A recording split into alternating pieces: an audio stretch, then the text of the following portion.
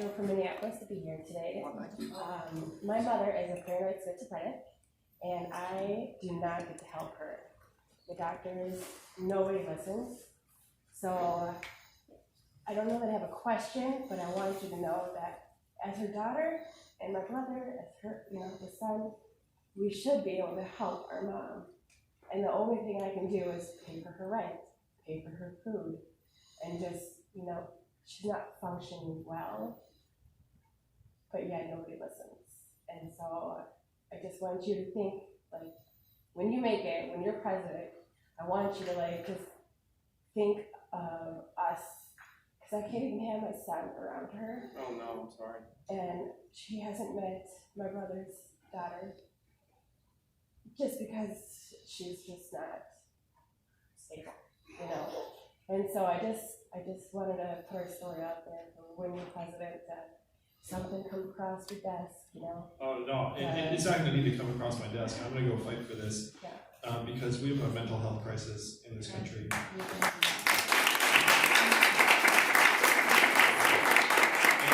Your story is not unique to you. My brother is a clinical psychology professor, to give you a sense as to how deeply I believe in the fact that we need to destigmatize these conditions at every level. So I'll have a psychologist in the White House. I thought that was a good idea before the current administration.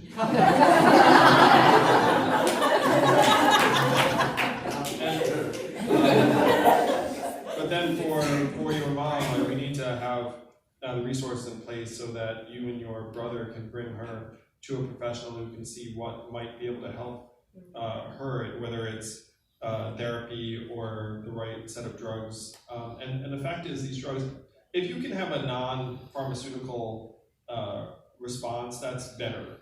But it sounds like your mother's someone who would probably be a candidate for some of the anti-schizophrenia drugs. Yeah. And the anti-schizophrenia drugs are very, very hit or miss.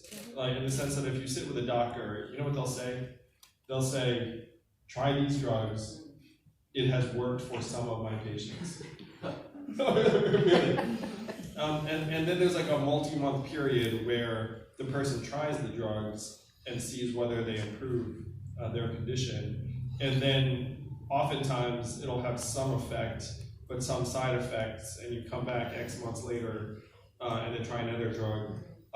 So we need to put those sorts of resources in your family's hands so that we can get your mom to a point where you and your brother will be fine with bringing her grandkids to visit her and spend some time with her. I'd love to help make that happen as your president. Can I give you 100?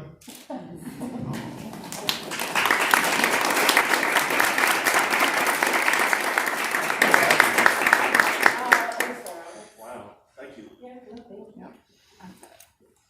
We'll come back to you. Okay, thanks.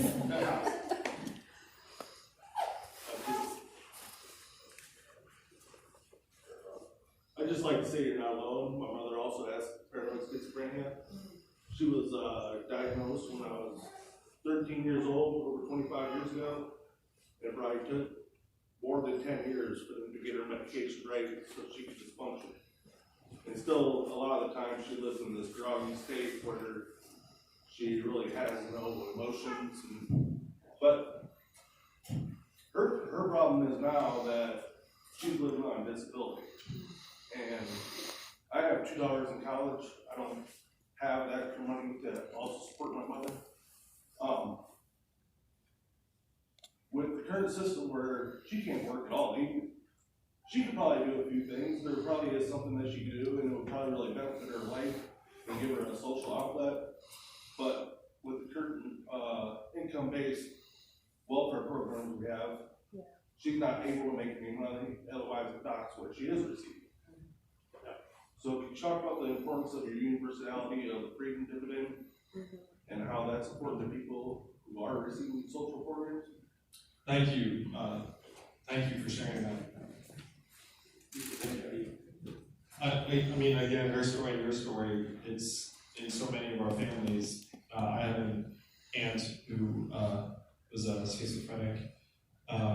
So most of us know.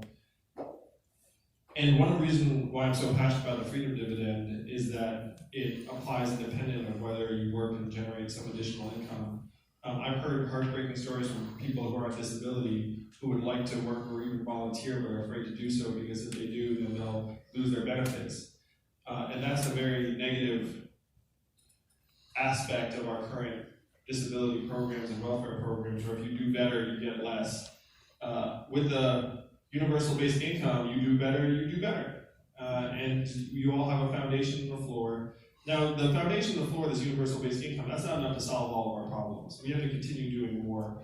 One of the things I say is that it's like a foundation that you keep on trying to build a structure on top of, but it's an excellent foundation. It's a much better foundation than anything else that we have right now. And for you and your family, it sounds like your daughters are college age now, is that right? So if you can imagine you getting $1,000 a month, and each of your daughters getting $1,000 a month, then that would probably help with their school loans and some of the financial pressures you feel day to day.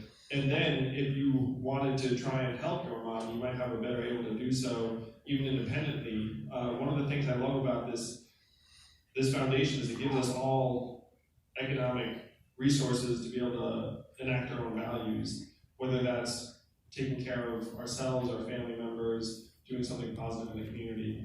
But I agree with you that our current programs are very, very poorly designed, where I've met thousands of Americans who essentially just live in fear of losing their income, and then their behavior is guided by that. And that should not be what government is for. Government should not be for scaring our citizens into saying like, hey, if you do this, all of a sudden your lifeline is going to get cut. This country should work for us. We are the owners and shareholders of this country.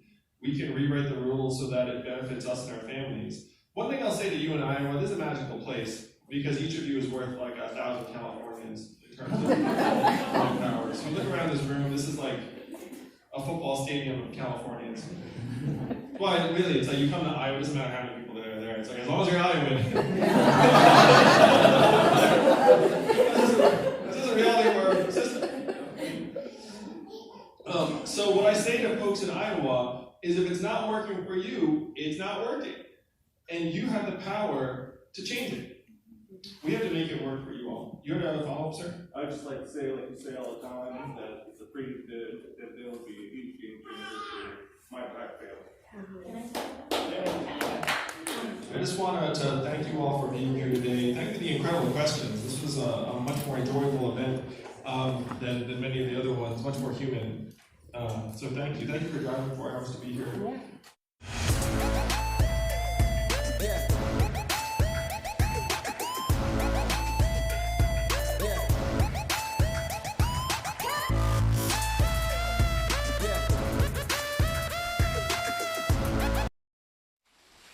Yummy, yummy, yummy, yummy, yummy.